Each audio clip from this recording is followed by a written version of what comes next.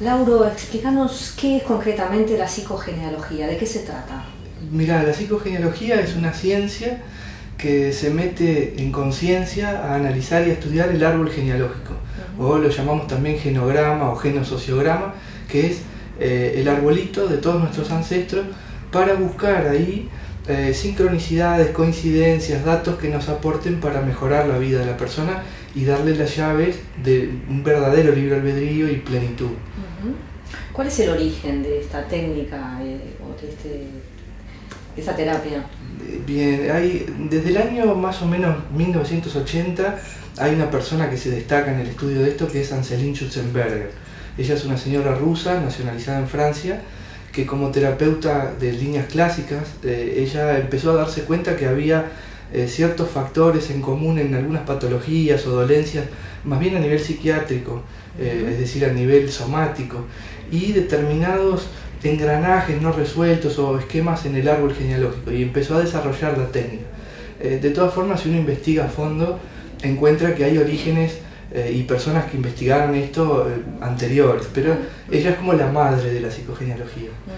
Diría que sale un poco de la observación consciente de la vida, porque uno empieza a notar, si presta un poco atención a las vivencias comunes o cotidianas, repeticiones en algunos patrones, parecidos con ciertas situaciones o cosas que vuelven a acontecer o a pasar de ancestros, modelos que vuelven a repetirse y a traerse. Y entonces cuando se empieza a analizar eso con objetividad, se encuentran algunas leyes y algunas cosas operando que son las que estudia psicogenealogía.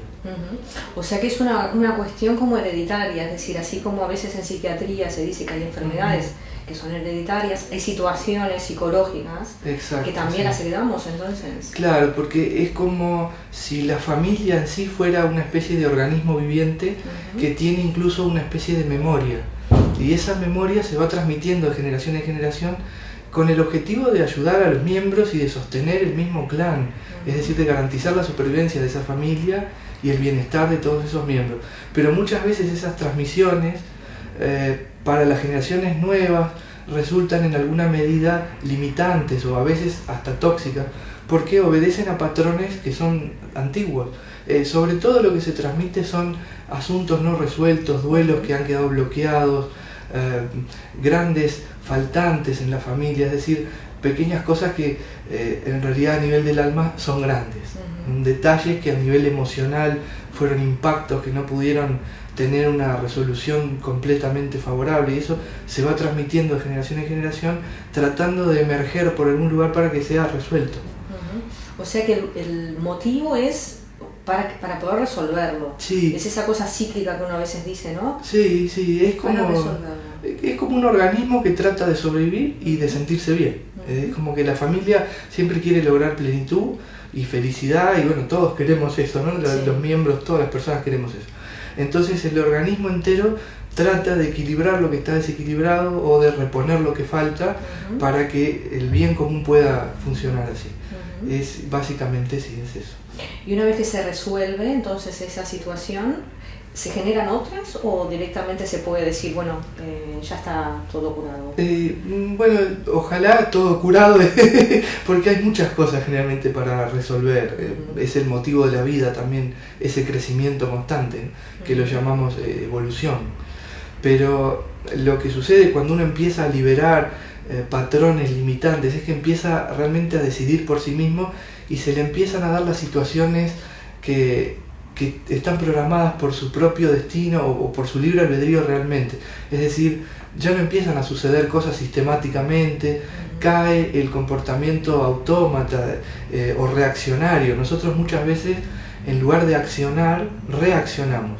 O sea, nos pasa algo, hay un estímulo, y nosotros, como si tuviéramos una respuesta prearmada, ya reaccionamos de determinada manera, y en muchos casos sin conciencia, y a veces con conciencia pero sin control, o sin posibilidad de hacer algo diferente.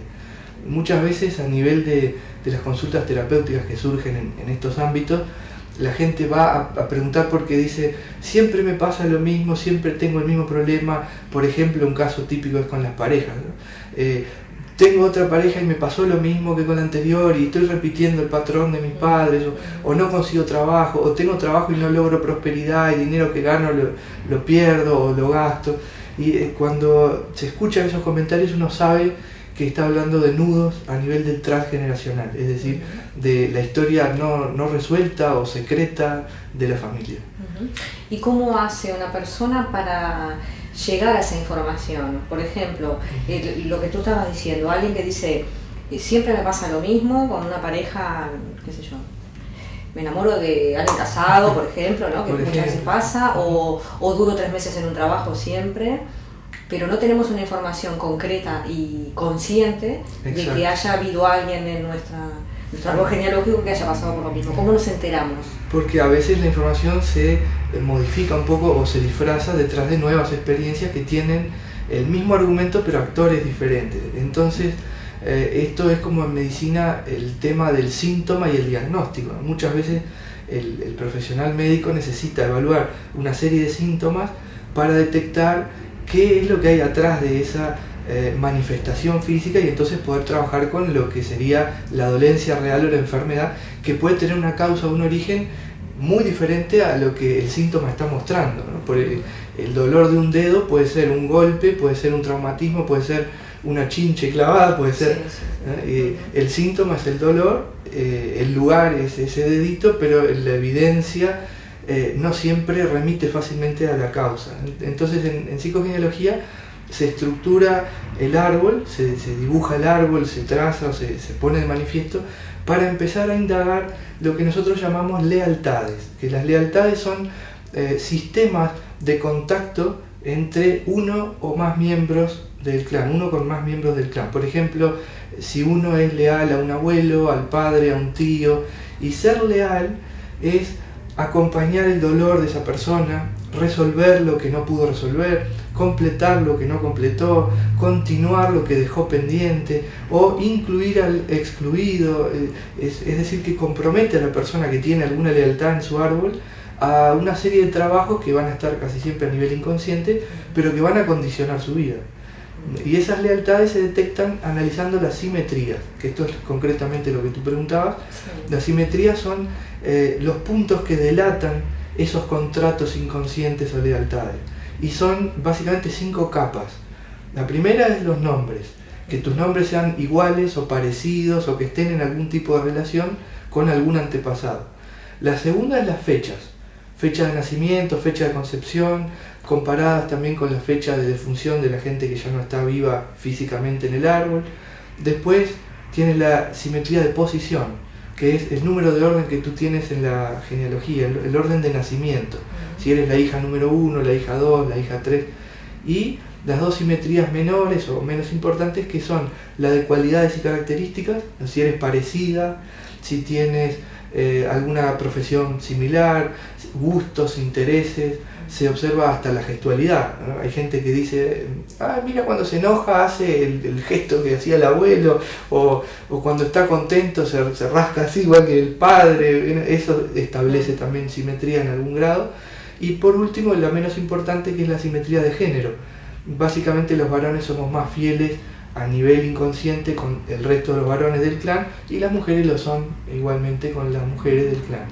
Pero con esos 5 niveles de simetría buscamos las lealtades, que son esos contratos inconscientes de acompañar a alguien en el proceso no concluso del árbol.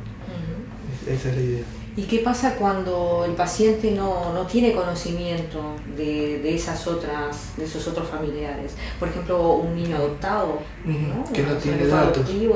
Adoptado y que no tiene... ¿Qué pasa con eso? Bien, qué bueno. Mira, en el caso de las personas que son adoptadas, en realidad tienen 2 árboles. Tienen el árbol de origen o el árbol biológico, nosotros llamamos de los progenitores, o sea, del papá y la mamá biológicos, y el árbol de papá y mamá, que son las personas que lo adoptaron, el árbol de inclusión.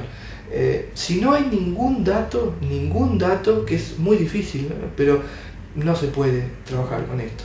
Habría que buscar otras herramientas.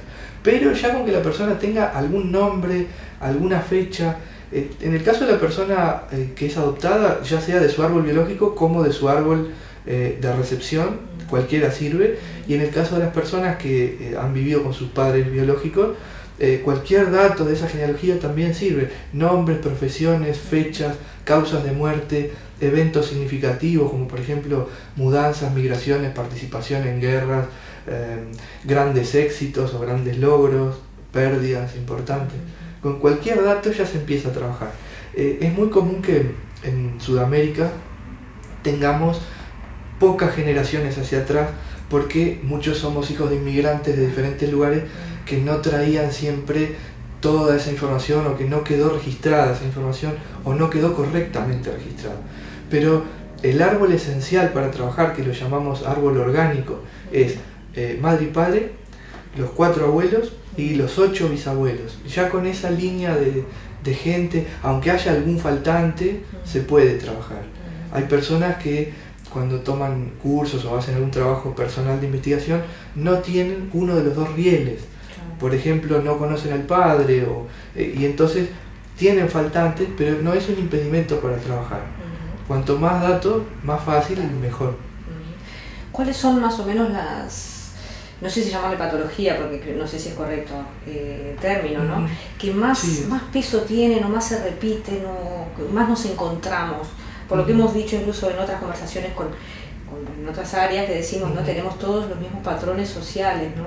Entonces más o menos nos vamos repitiendo alguna que otra cosita. Sí, y hay cosas más de mayor carga, todas son importantes, porque depende mucho el peso que tengan para cada persona. Hay gente que tiene mucha capacidad y carga varios programas inconscientes, que los llamamos así, transgeneracionales, y lleva su vida adelante y tiene mucha voluntad y hace mucho esfuerzo. Por supuesto le va a costar mucho más que la persona que no los tiene, pero logra salir adelante. Y hay personas que tienen una carga diferente, o su emocional es más sensible, y entonces con menos programas su vida se detiene mucho más, se obstaculiza mucho más. Yo te diría, de los programas más pesados, cuando uno coincide, es decir, es simétrico, está en lealtad con un ancestro que murió antes de que uno nazca. Por ejemplo, si alguien se llama igual que un abuelo que falleció antes de nacer, o tiene la misma fecha de nacimiento con una tolerancia de días, o su fecha de concepción coincide con la fecha de nacimiento o quizá de muerte de ese ancestro, eso es una carga importante. Eso es ser doble, lo llamamos nosotros, por espejar a esa persona, ser doble de un difunto. El término técnico es yacente, que significa aquel que yace o que permanece. Esas personas tienen lo que yo llamo un tono vital bajo. Tono vital es la suma de energía disponible para hacer cosas, vitalidad, ganas, permisos, intereses, entusiasmo, energía, ¿no? Y cuando está uno doblando a alguien que falleció antes, generalmente el tono vital es bajo. Hay una serie de síntomas, son curiosos. Por ejemplo, muchas veces, no es esto excluyente, pero muchas veces esas personas tienden a vestirse de negro o de blanco, pero en forma muy recurrente. Suelen dormir con sus manitos en el pecho como si fueran un difunto, ¿no? Suelen dormir quietos, se acuestan horizontales, boca arriba, y se despiertan horizontales, boca arriba. Es bueno para las parejas, ¿no? Porque no se le mueven mucho. No se roban la colchada, pero no se roscan. Y ellos tienen un tono de voz monocorde, hablan como siempre igual y más bien bajo, tienden a ser personas muy introvertidas, y por supuesto su vida en muchos aspectos se detiene y les cuesta relacionarse, les cuesta todo lo que sea vivir, si se me permite decirlo así. Todo lo que sea salir al mundo, es como si no tuvieran el permiso. Entonces generalmente el éxito es una cosa de otros. El romance, la alegría, el entusiasmo es de otros. Tienden a elegir profesiones que tienen que ver con el movimiento, contrariamente. Por ejemplo, kinesiología, danza, artes marciales, yoga, y a veces profesiones que tienen que ver con la muerte. Desde profesiones como, por ejemplo, estudio de ciencias paranormales o cosas más abstractas o más espirituales, si se quiere decir espiritual. Todo es espiritual, pero si se ve de esa manera, hasta tanatología, directamente. Y muchas veces encontramos en esa configuración, como decías tú, en esa patología, actores, ventrílogos, imitadores, Personas que hablan a través de otro, es como si tuvieran el programa de ser 2 en 1. Ahí aparece muchas veces el tema del sobrepeso, porque hay que ser más de uno, ¿no? Eres tú y ese antepasado. Y hay gente que tiene 2 o 3 de esos casos de lealtad. O sea, una misma persona tiene lealtad o es simétrica a 2 o 3 ancestros. O sea, ahí es muy fuerte. Muchos casos de suicidio, si uno los estudia, encuentra esto atrás. A nivel transgeneracional, personas con 2 o 3 lealtades muy fuertes, entonces tanto poco tono vital lleva a veces, en los casos extremos, por suerte son muy poquitos, a determinaciones de ese tipo, ¿no? Por suerte se pueden revertir. Claro. ¿Cómo reacciona una persona, un paciente, cuando se entera, cuando ve cara a cara, soy un espejo de la abuela o del tío? ¿Cómo reacciona una persona? Primero normalmente entra en shock, el shock de la conciencia, que para nosotros es el momento más feliz. Digo nosotros, las personas que nos dedicamos a esto, que nos gusta esto, es el momento más feliz porque es el momento en que sabemos que pudimos aportarle algo a esa persona, que ese curso, ese taller, ese librito, ese video, esa nota, esa consulta o lo que sea, ya sirvió, ya es útil, porque la persona entra en shock. Lo vemos en la gestualidad, generalmente es un impacto muy grande. Ese shock puede durar determinado tiempo dependiendo del caso, dependiendo de la persona, dependiendo de su métrica en el árbol, ¿no? De lo que haya descubierto, y después sobreviene alivio y sobreviene un cambio de vida impredecible, pero siempre positivo, porque es liberarse de una especie de mochila con mucho peso que la persona no era consciente que la tenía puesta. Entonces, donde una persona normal caminaba 2 kilómetros sin cansarse, esta persona caminaba 1 y se agotaba. Y muchas veces se sentía culpable o frustrado porque no entendía. ¿Por qué yo no puedo caminar 2 kilómetros? ¿Por qué yo no puedo tener un trabajo, disfrutarlo y ganar bien? ¿Por qué no puedo tener una pareja sana? ¿Por qué no puedo tener una familia linda? ¿Por qué no puedo construir mi casa? ¿Por qué? Y a veces no encuentra esas respuestas. Cuando las encuentra es el oasis de su vida muchas veces. Eso es lo más lindo que puede pasar. Y la persona ya con encontrar esas características, o sea, ya siente alivio, ya cambia todo su modus operandi, digamos. Bien. ¿Lo cambia ya inmediatamente o Bien. lleva todo un procesito? Es muy buena esa pregunta. Hay gente que sí cambia con eso, que la toma de conciencia le alcanza de alguna manera, o es tan fuerte que cumple el rol casi completo. Pero en general siempre se aconseja hacer algo más. La toma de conciencia, acompañarla con algún proceso terapéutico, o lo que llamamos la toma de acción, que es una toma en realidad de responsabilidad. Una vez que te diste cuenta, bueno, ahora hay que hacer algo para afirmar ese cambio en la vida, y eso puede ser desde un acompañamiento terapéutico clásico hasta algunas técnicas más diferentes, más alternativas, lo que se llaman, por ejemplo, actos simbólicos. Son pequeñas acciones que uno puede hacer para reorganizar la información inconsciente. Es como para activar el nuevo programa o el nuevo paradigma. Nuestra mente se acostumbra. Nosotros los seres humanos somos muy ritualistas. Adquirimos costumbres con facilidad y nos ceñimos a ese modelo y trabajamos con eso. Entonces, cuando viene una idea nueva, a la mente inconsciente a veces le toma un tiempo adaptarse a esa idea e integrarla a su mecanismo como hábito. Entonces, para evitar que la persona siga respondiendo a los programas que acaba de desprogramar, entonces se utilizan técnicas para reforzar ese cambio. Como por ejemplo una persona que quiere aprender a utilizar su mano menos hábil, se le va a recomendar que recurrentemente haga cosas con esa mano, porque intente escribir, que se peine con esa mano, que se lave los dientes con esa mano, y al cabo de un determinado tiempo, que puede ser más o menos de acuerdo a cada persona, va a lograr internalizar el cambio. Con esto hacemos igual. ¿Y qué pasa con el resto de la familia? Porque la familia como célula es fuerte, ¿eh? Y normalmente no perdonan los cambios, de alguna manera, por decirlo de una manera un poco bruta, ¿no? No, pero es así. Es verdad, sí, es entonces verdad. cuando estamos acostumbrados a que un integrante, un miembro de la familia tenga determinadas características, sean las que sean, si hay un cambio, a veces eso, no se perdonan. Sí. ¿Cómo se enfrenta este paciente, volviendo al mismo ejemplo, ¿no? de lo que estábamos hablando? Porque claro, tiene una doble carga, tiene la suya propia de darse cuenta, de tomar la conciencia y todo lo demás, y además de enfrentarse al resto que de alguna manera le va a decir cambiaste. Sí, ahora ya no sos tú. Exacto, sí. El aprendizaje más valioso que nos deja, a mi entender, la psicogenealogía es la incondicionalidad de un amor más auténtico. Si uno realmente desea el bien de los seres queridos, si realmente son seres amados, uno debería preocuparse de su bienestar y no de lo que gane o pierda por el cambio del otro. Eso es muy difícil. Entonces es uno de los primeros aprendizajes que está bueno transmitirle al paciente o al alumno o a la persona con la que uno está interactuando con esto, para que también lleve a su familia.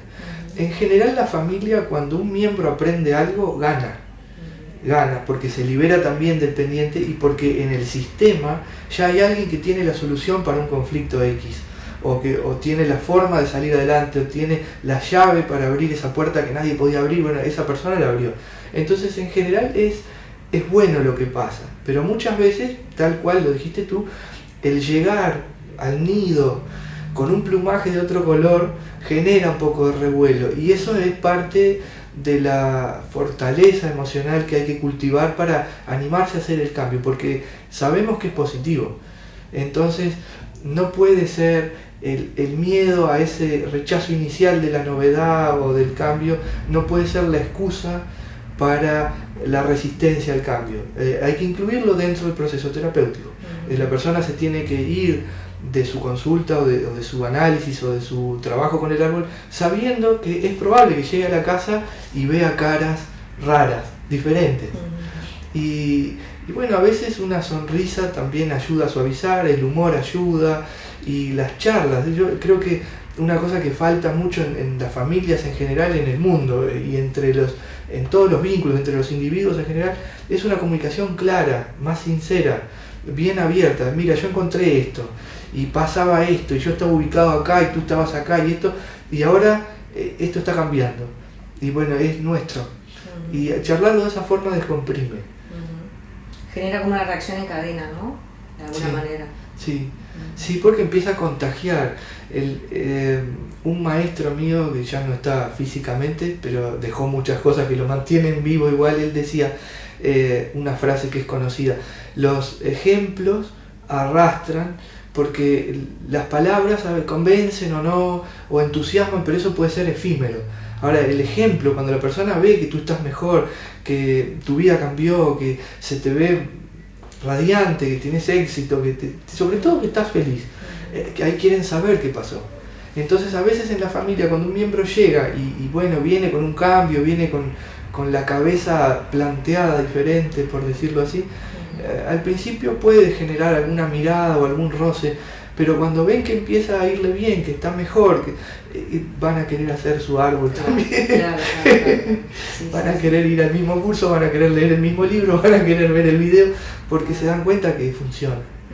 Y es muy rápido. La psicogenealogía a mí siempre me ha sorprendido desde que empecé a estudiarlo, el impacto, la velocidad del cambio que tiene. Es una técnica sumamente asertiva. Sí, por supuesto que después el proceso es gradual y hace falta continuarlo. La magia, en este caso, en el sentido más vulgar de la palabra, no es aconsejable. Estas son técnicas terapéuticas, pero sí son realmente de alto impacto, son muy rápidas y eficientes. ¿Cómo llegamos hasta la psicogenealogía, por ejemplo? Una persona que esté mirando este programa, ¿cómo puede acercarse? ¿Que se quiera talleres? ¿Cómo es? Por suerte, si está viendo el programa, el primer paso, la sincronicidad ya se lo ayudó a dar, ¿no? Ya está enterándose un montón de cosas, y si le picó, igual que a nosotros, el bichito, el psicogene bicho, entonces lo que puede hacer es buscar información en internet, hay que tener cuidado porque hay muchas cosas, Sí, hay libros muy buenos, puede tomar cursos, acá en Uruguay, bueno, yo doy cursos, hay otras personas también, puede capacitarse, puede buscar terapeutas para hacer un trabajo personal a nivel de consulta si no le interesa aprender la técnica. Hoy en día, por suerte, esto que empezó, como decíamos, en los años 80, está ganando muchísima difusión y creo que es casi imposible que alguien que tenga interés no acceda. Hay mucha bibliografía, yo recomiendo por ejemplo el libro Ay, mis ancestros, se llama así, de Anselin Schutzenberger, que es muy bueno como introducción y tiene un contenido técnico de buena calidad, o Mis antepasados me duelen, es otro libro que pueden investigar o leer. Hay varios artículos en internet, en mi página web si quieren ver hay alguno también. Y si quieren participar de algún curso, bienvenidos. ¿Es una terapia que puede hacerse uno mismo? Es decir, si yo voy a un taller y aprendo, o por lo menos empiezo a tener contacto con las herramientas, ¿yo puedo emplearlas en mí misma y realmente ver resultados? ¿O obligatoriamente tengo que tener un acompañamiento, digamos? Lo único obligatorio o indispensable es las ganas de. Sí, una persona que se capacita a sí misma, que ya bien que sea autodidacta o ya bien que haga un curso o lea o investigue, puede trabajar su árbol y se va a dar cuenta cosas y le va a servir lo que se dé cuenta, sin lugar a duda, a esa persona 3 generaciones hacia atrás, a su mismo rango de fratría, se llama, o sea, a sus hermanos, hermanas, primos, y 3 generaciones hacia adelante, hijos, nietos y bisnietos. O sea que realmente es muy interesante. Pero de cualquier manera es aconsejable en ciertos niveles de trabajo interactuar con alguien más. No necesariamente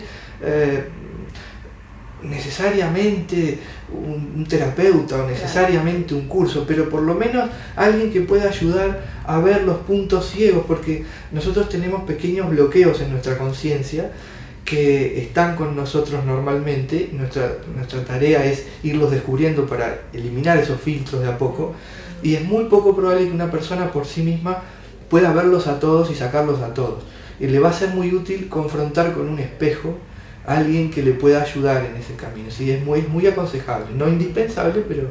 En un taller, por ejemplo, donde se puede interactuar con otros participantes. Con compañeros, con el docente, con terapeutas también que participan. Claro, eso es muy bueno. El ser humano tiene también, digamos, unas defensas para ver estas cosas, a ver si me explico. Tenemos la coraza puesta a nivel inconsciente por esta zona, no la quiero iluminar porque es la que tengo que proteger para seguir repitiendo historias, por ejemplo. Claro, y muchas veces hay una cuestión en psicogenealogía que se llama el proyecto y sentido, o yo lo llamo propósito vital, es lo mismo. Es ¿para qué vine al mundo? A nivel del inconsciente de mi familia en el momento que yo fui engendrado y bueno, un tiempo antes y un tiempo después. Es como el motivo por el cual uno compra algo, ¿no? Tú vas a comprar un ventilador, entonces nosotros deducimos que hace calor o te interesa tener un poco de aire en la habitación. Ahora si no usas más el ventilador o empieza a hacer un frío permanente en todo el año, ese ventilador va a estar en riesgo porque ya no tiene sentido. Entonces cuando un hijo viene, cuando es engendrado, ya a nivel inconsciente hay un propósito para ese hijo. Entonces muchas veces ese propósito está relacionado con cubrir determinadas cosas en el clan. Si la mente inconsciente del sujeto entiende que su proyecto sentido quedaría desprogramado totalmente al iluminar un área que todavía estaba en la sombra de su propia mente, probablemente se defienda como protección. Pero es trabajo en esto, es un trabajo bien hecho, descubrir eso también y ayudar al proceso para reprogramar un sentido más noble, más libre. Que el sentido de la persona no sea acompañar el dolor del bisabuelo o el hijito que se murió, reponerlo simbólicamente, o ser la esposa o el esposo simbólico del propio padre o la propia madre y frenar toda su vida, sino ser libre, vivir, experimentar, ayudar a otros, compartir, descubrir cosas. Esos son sentidos que se pueden reprogramar. Ahí se trabaja en una forma más global, ¿no? La verdad que escuchándote realmente uno ve las cosas con muchísimo más optimismo, ¿no? Porque decimos, es posible. Claro, ¿no? Y no solo posible, sino que yo creo que para todos los que nos enteramos de esto es como un deber. A mí me gusta transmitir mi vocación en esto es la docencia por eso, porque cuando descubrí estas herramientas y otras cosas que también me gustan, sentí que era terriblemente egoísta y torpe si no las compartía. Por el solo hecho de que para mí fueron buenas. Si a alguien más le sirve, es bienvenido. Es como una responsabilidad transmitir eso. Y sí, es muy optimista. Yo pienso que gracias a estas cosas, en unos cuantos años más, la humanidad en sí va a ser bastante diferente de lo que la conocemos ahora. Vamos a ser un poquitito más libres, ¿no? Eso aspiramos también. Más reales. Más reales. Sí. Muchísimas gracias, Lauro, por tu tiempo Gracias, y por tus palabras, que ha sido la verdad que maravilloso escucharte y por todo lo que nos has aportado. Muchas gracias a ti por la oportunidad y me alegro de estar compartiendo este momento, que sea del mayor bien para todos. Muchas gracias. Gracias a ti. Muy interesante